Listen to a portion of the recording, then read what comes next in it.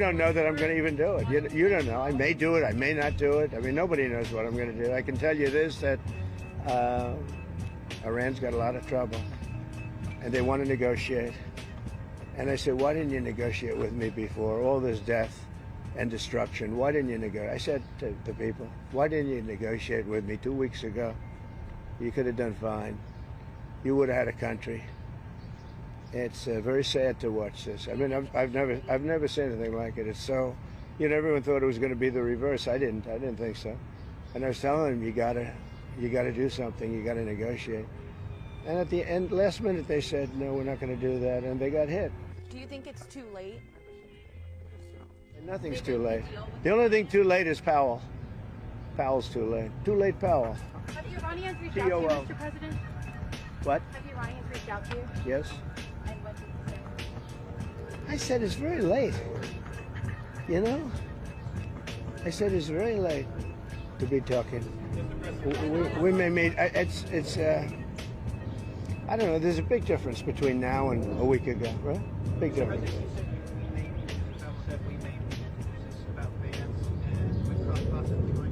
It's about anybody. They even suggested they come to the White House. Nothing's finished until it's finished. War is very complex. A lot of bad things can happen. A lot of turns are made. So I don't know. I wouldn't say that we won anything yet. I would say that we sure as hell made a lot of progress. And we'll see. The next week is going to be very big. Maybe less than a week. Maybe less. Yeah, we are back here on WLTH 1370 AM. That is 92.7 in the FM dial.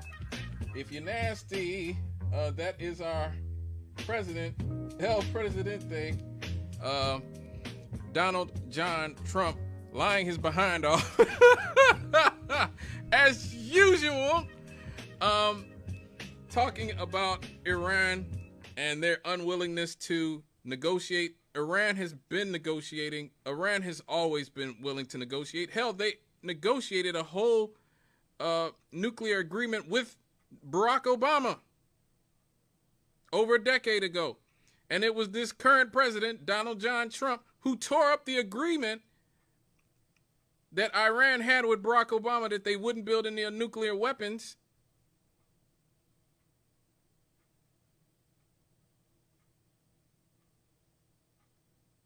So that he could postulate and be a strong man. Why? Because he wanted to impress Israel. And we know Donald Trump knows that they are not building nuclear weapons, even though he claimed there is. We know this because his very own head of the FBI, I mean, not head of the FBI, head of intelligence, Tulsi Gabbard, literally just said 3 months ago that Iran is not building a nuclear weapon. We already know this. This is exactly what Tulsi had to say just 3 months ago. The IC continues to assess that Iran is not building a nuclear weapon, and Supreme Leader Khamenei has not authorized the nuclear weapons program that he suspended in 2003. How close do you personally think that they were to getting one? Because Tulsi Gabbard testified in March that the intelligence community said Iran wasn't building a nuclear weapon. I don't care what she said. I think they were very close to having one. See, now, that's Donald Trump just on Air Force One commenting about what his own head of intelligence, Tulsi Gabbard, had to say. Saying, I don't care what she says, they're building a bomb. Now, Donald Trump, nobody's going to confuse him for being the smartest kid in class, okay? This is a man who thought Frederick Douglass was still alive during his first term, He's been caught very many times not knowing basic facts about many things. But why? Why is he willing to beclown himself and essentially humiliate his own people in his administration? People in his own administration have said, why is he willing to go against that? These are people he picked. They were his people. They said Iran is not building nuclear weapons. But this is how it happens, folks. The neocons get in your ear, and they don't stop. There's a constant drum beating for war. This is Representative Lindsey Graham. This is Lady G, as they call her. Lady G, Lindsey Graham, on Fox News, again, beating the war drums. The task at hand. Be all in, President Trump, in helping Israel eliminate the nuclear threat. If we need to provide bombs to Israel, provide bombs. If we need to fly planes with Israel, do joint operations. But here's the bigger question. Wouldn't the world be better off if the Ayatollahs went away and replaced by something better? Wouldn't Iran be better off? Tom Cotton is coming on. He made a great observation. The endless war is Iran. Since 1979, they've been attacking the entire region, chanting death to America, death to Israel since their very founding. It's time to close the chapter on the Iranian Ayatollah and his henchmen. Let's close that chapter soon and start a new chapter in the Mideast, one of tolerance, hope, and peace. But the Trump doctrine seems to be very clear tonight, Senator, and that is that Iran cannot have a nuclear weapon, number one, and I agree with that. So, once again, that's Lindsey Graham, another one of the main war hawks, one of the main neocons in our government. Again, notice he postulates it as, well, wouldn't the world be better off without the regime in Iran? That's not up to you to make that decision. Iran is a country with 90 million people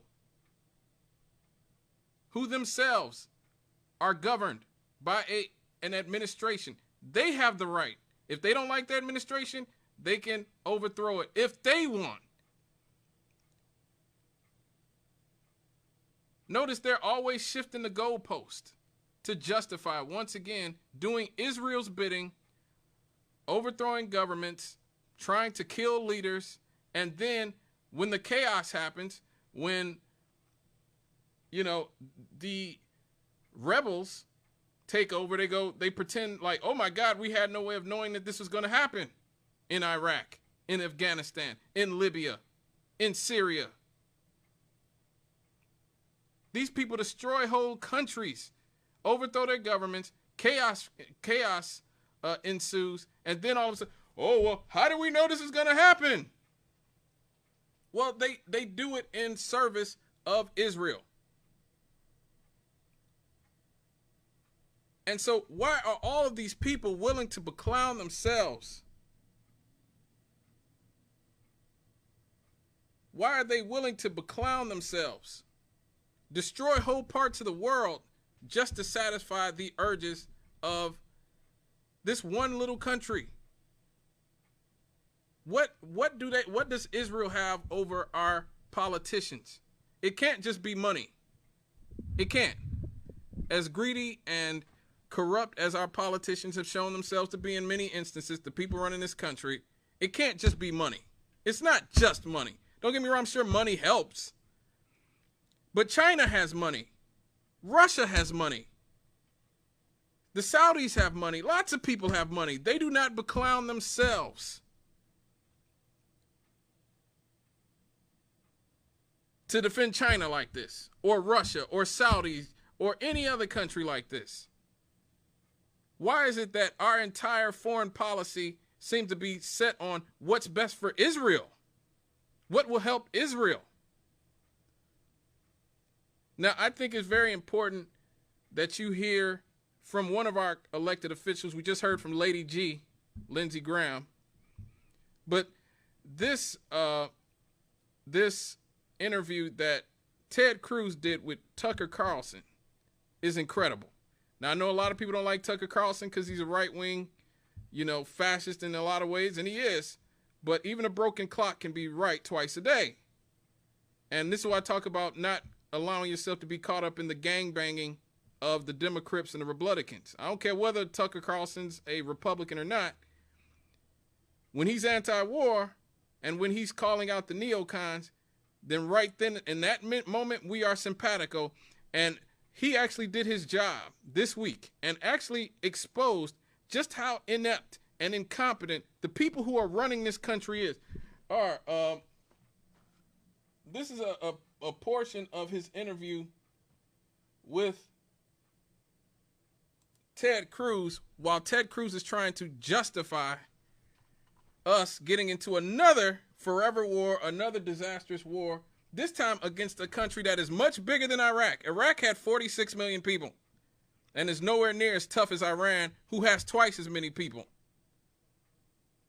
and has a lot more to fight back with, than Iraq did. So this is Ted Cruz being thoroughly pantsed by Tucker Carlson. How many people live in Iran, by the way? I don't know the population. At all? No, I don't know the population. You don't know the population of the country you seek to topple? How many people live in Iran? 92 million. Okay. Yeah, How could you not know that? I don't sit around memorizing population tables. Well, it's kind of relevant because you're calling for the overthrow of the government. Why is it relevant whether it's 90 million or 80 million or 100 million? Why is that relevant? Because if you don't know anything about the country... I didn't say I don't know anything about Okay, what's the ethnic mix of Iran? They are Persians and What percent? predominantly Shia. Okay. It's not even, you don't know anything about Iran. So okay, actually I am not the Tucker Carlson expert on Iran. You're a senator who's calling for the overthrow of the government. You're the one who don't know anything about the country. No, you don't know anything about the country. You're the one who claims they're not trying to murder Donald Trump. You're the I'm one not saying that. who can't figure out if it was a good idea to kill General Soleimani, and you said it was bad. You don't believe they're trying to murder Trump. Yes, I do. Because you're not calling for military strikes against them in retaliation. And if you really believe that... We're carrying out military strikes today. You said Israel was. Right, with our help. I said we. Israel is leading them, but we're supporting them. Well, you're breaking news here because the U.S. government last night denied, the National Security Council spokesman Alex Pfeiffer denied on behalf of Trump that we were acting on Israel's behalf in any offensive capacity. No, we're not bombing them. Israel's bombing them. You just said we were. We are supporting Israel. High stakes. You're a senator. If you're saying the United States government is at war with Iran right now, people are listening. Okay. Wow. Like, you just heard a sitting senator, one of Donald Trump's big... Well, first of all, Ted Cruz is hilarious in the sense that Ted Cruz is one of the main people that Donald Trump humiliated during his rise to the top of the Republican Party. If you remember, when Ted Cruz and Donald Trump were running against each other in 2016 for the Republican primaries, Donald Trump literally talked about Ted Cruz's wife, implied she was ugly. He implied that his father was the Zodiac killer. He implied that his father might have had Kennedy assassinated. Like people tend to forget what 2016 Trump was like. 2016 Trump was a wild dude. And a lot of his vitriol was from Ted Cruz. A lot of the more damaging things that he said were about Ted Cruz. And for Ted Cruz now to be a lapdog for this administration and for Donald Trump, and to defend Donald Trump, even when he knows he's wrong, again, is another part of a big thing of what's wrong with our political system in this country. But you see right there that, Ted Cruz is basically saying, I don't know anything about the country I want to overthrow. I want to decapitate their government, assassinate their leaders, and whatever happens, happens. And it's even worse. I mean, it's even worse. I'll play another excerpt from this interview where he talks about the Israeli Mossad. Where he talk about the Israeli Mossad. Does Mossad share all of its intelligence with us? Oh, probably not, but they share a lot. We don't share all of our intelligence with them, but we share a lot. It's a close alliance. Do they spy domestically in the United States? Oh, they probably do, and we do as well. And friends and allies spy on each other, and I assume all of our allies spy on us. And that's okay with you? You know what? One of the things about being a conservative is that you're not naive and utopian. You don't think humans are all... Part of the reason socialism doesn't work is the mantra from each according to his abilities to each according to his needs doesn't work. As a conservative, I assume people act in their rational self-interest. So it's conservative to pay people to spy on you? It's conservative to recognize that human beings act in their own self-interest, and every one of our friends spies on us. And I'm not... Do you like it? That's my question. I'm not asking whether they have motive to do it. Of course they do. I understand that. And by the way, I'm not mad at them. But you're an American lawmaker, so I just want to know, hold on, I want to know your attitude. Yeah. You said that your guiding principle, in fact, the only principle, the only criterion. I said guiding, the overwhelming, I wouldn't say only. Is it in America's interest? Is it in America's interest for Israel to spy on us, including on the president? It is in America's interest to be closely allied with Israel because we get huge benefits for it. And you want to see the clearest... But I just want to stop on the spying for a second. That it takes place, as you know, and including on the president of the United States and several presidents. And I just want to know if that's okay and why is it okay? Wouldn't an American lawmaker say to a client state, you're not allowed to spy on us? I'm sorry. I know why you want to. I'm not mad at you, but you're not allowed to. Sure. And I don't care for it. I don't want to be spied on by you. Is that... It's kind of weird not to say that, but you don't seem able to say that. Yeah, he does not seem to be able to say that. It's not that he doesn't want to say it. He seems not to be able to say it. So what's going on with that? What's going on with that? Why are so many U.S. politicians, American politicians, so thirsty that they are willing to risk it all, their careers, their reputations, everything they seemingly have worked their whole lives for, their credibility, any credibility they have to defend this country that continually gets us in all these conflicts and spies on us. Spies on us.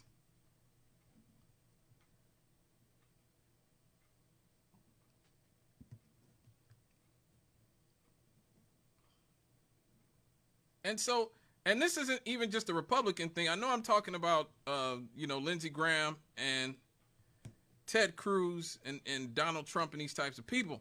But it's been the same thing with Joe Biden. Joe Biden literally said if Israel didn't exist, we'd have to invent it. He said, before Donald Trump got in office, Joe Biden was the most Zionist, rabidly Zionist president we'd ever had. Even guys like Ronald Reagan and George W. Bush were always willing to tell Israel every once in a while, cállate tu boca, okay? When Menachem Begin was obliterating Lebanon in 1982, Ronald Reagan literally called him up on the phone and said, stop. Stop. And within 40 minutes, the bombing stopped. Now, Ronald Reagan was no hippie, liberal, leftist. He's the exact opposite of a leftist. But he was actually able to just say, look, this isn't worth it. You're killing too many innocent people. Stop it. And they had to stop it.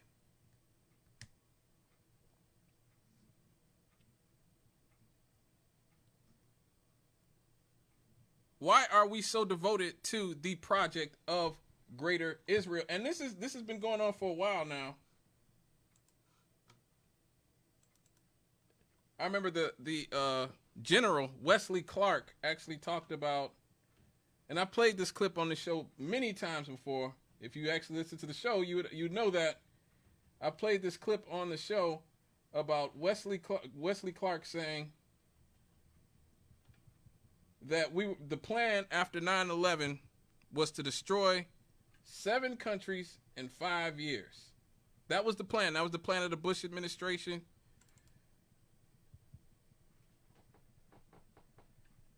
To worry about Iraq, not Iran. I knew why, because I'd been through the Pentagon right after 9/11. About 10 days after 9/11, I went through the Pentagon and I saw Secretary Rumsfeld and Deputy Secretary Wolfowitz. I went downstairs just to say hello to some of the people on the joint staff who had used to work for me. And one of the generals called me in. He said, "Sir, you got to come in. You got to come in and talk to me a second." I said, "Well, you're too busy." He said, "No." He says, "We've made the decision. We're going to war with Iraq." This was on or about the 20th of September. I said, "We're going to war with Iraq. Why?" He said, "I don't know." He said, I guess they don't know what else to do. So I said, well, did they find some information connecting Saddam to Al-Qaeda? He said, no. He says, there's nothing new that way. They've just made the decision to go to war with Iraq. He said, I guess it's like we don't know what to do about terrorists, but we've got a good military and we can take down governments. And he said, I guess if the only tool you have is a hammer, every problem has to look like a nail. So I came back to see him a few weeks later, and by that time we were bombing in Afghanistan. I said, are we still going to war with Iraq? And he said, oh, it's worse than that. He said, he reached over on his desk, he picked up a piece of paper, and he said, I just got this down from upstairs, meaning the Secretary of Defense's office today, and he said, this is a memo that describes how we're going to take out 7 countries in 5 years, starting with Iraq and then Syria, Lebanon, Libya, Somalia, Sudan, and finishing off Iran. I said, is it classified? He said, yes, sir. I said, well, don't show it to me. And I saw him a year or so ago, and I said, you remember that? He said, sir, I didn't show you that memo. I didn't show it to you. So that's Wesley Clark talking about basically the war machine, how it gets ginned up. So all these politicians are basically taking us in one general direction at the behest of Israel. The goal is to completely upend the Middle East and North Africa, completely rearrange it. There is a plan for a greater Israel that's that's basically what is now Israel, Jordan, Palestine, parts of Iraq, Saudi Arabia even, where these people really believe that they are going to colonize pretty much the entirety of the Middle East. And for some reason, our politicians are devoted to it. And look, I am no fan, like I said, I am no fan of the right or the left. But I mean, I'm not going to say the left. We don't have a left in this country, let's be honest. I'm no fan of the right, whether it's the liberal right or the conservative right. But the conservative right, I will give them credit in the sense that they are actually standing up harder against this war than anybody. Where are the Democrats?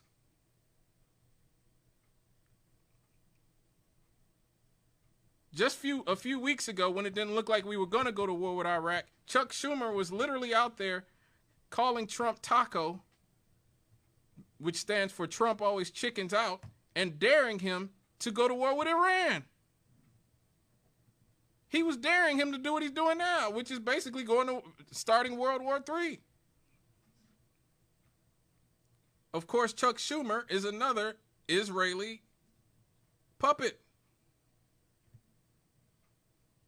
Just like so many of these other people. But I will say thank God that there's been a lot of the MAGA people who have come out and have rebelled against Trump in this situation, which is something, unfortunately, I don't see enough of from Democrats. When do y'all go rebel against the warmongers in y'all party?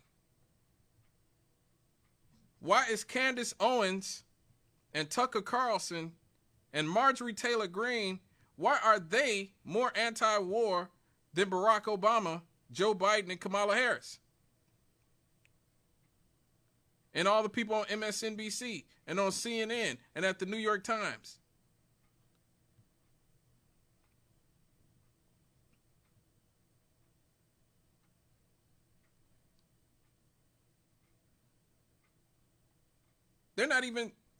Most Democrats aren't even pretending to call out Donald Trump for starting this war. This could literally end life on Earth. I'm not exaggerating. This is what we are dealing with, because when we attack Iran, guess who has ties with Iran? China. You know, the second most powerful country on Earth? Russia, which has more nukes than any country in the world, including us. They are not just going to allow us to destroy Iran with no consequences.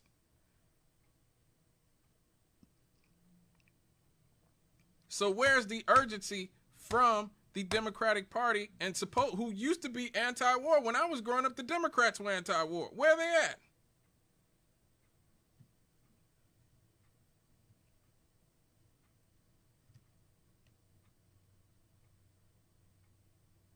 And so here we are now on the precipice of World War III. But I will say that one of the reasons, and one of the reasons that it could be that our politicians, Democrats, Republicans, etc., both, why they are so enamored, or should I say ensnared, by this one little island, this one little oasis in the Middle East called Israel,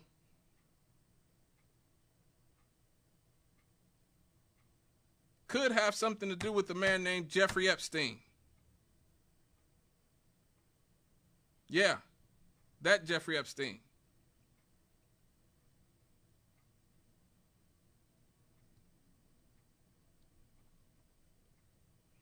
There's a book that came out a few years ago called Dead Men Tell No Tales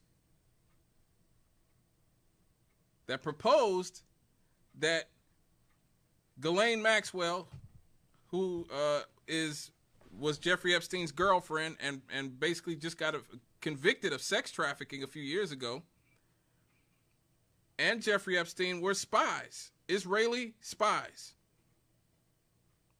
Now, we know that Ghislaine's father was a man named Robert Maxwell, who was a very powerful, rich businessman in the UK. He was a part of the Israeli Mossad. And it is said that when Jeffrey was dating his daughter, that's who introduced him to the Israeli Mossad. Jeffrey Epstein, Robert Maxwell, who was a spy for the Mossad, according to the book, told them to accept Jeffrey Epstein. And so this is the only thing that makes sense. Because like I said, corruption ain't enough for this level of slavish devotion to this one little country and its interest. Now, through the Mossad, we know that Jeffrey Epstein had ties to Bill Clinton. We know that, him and Bill Clinton were good friends. Hillary and Bill used to go down to Jeffrey Epstein's New Mexico estate. We know that the workers there say that they saw Bill Clinton. We know he flew on Epstein's jet, along with Kevin Spacey, and who's a sex offender himself, and Chris Tucker and a lot of other people. We know that Jeffrey Epstein actually had a painting of Bill Clinton wearing Monica Lewinsky's dress hanging in his house, which is only something you do when you're extremely familiar with somebody. You don't do that for a casual acquaintance that just comes over your house. That type of joke, that type of sick, dark joke, is not something that you do with somebody you just barely know. We know he said he was, that Jeffrey Epstein said that he was Donald Trump's friend, best friend for 10 years. He's on tape saying that. I was Donald Trump's best friend for over 10 years.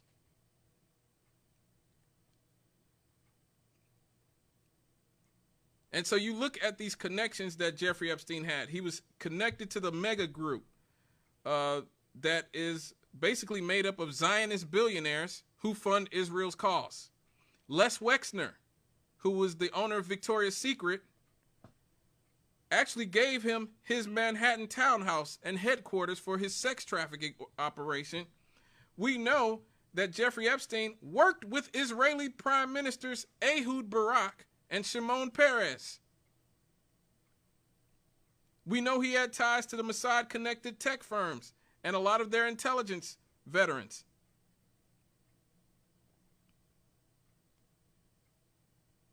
Now, according to this book, again, Dead Men Tell No Tales, the belief, and again, this is belief, this has not been proven, but the belief is that Jeffrey Epstein and Ghislaine Maxwell would lure prominent politicians and celebrities into sleeping with underage girls they provided, filmed it, and then used it to blackmail them.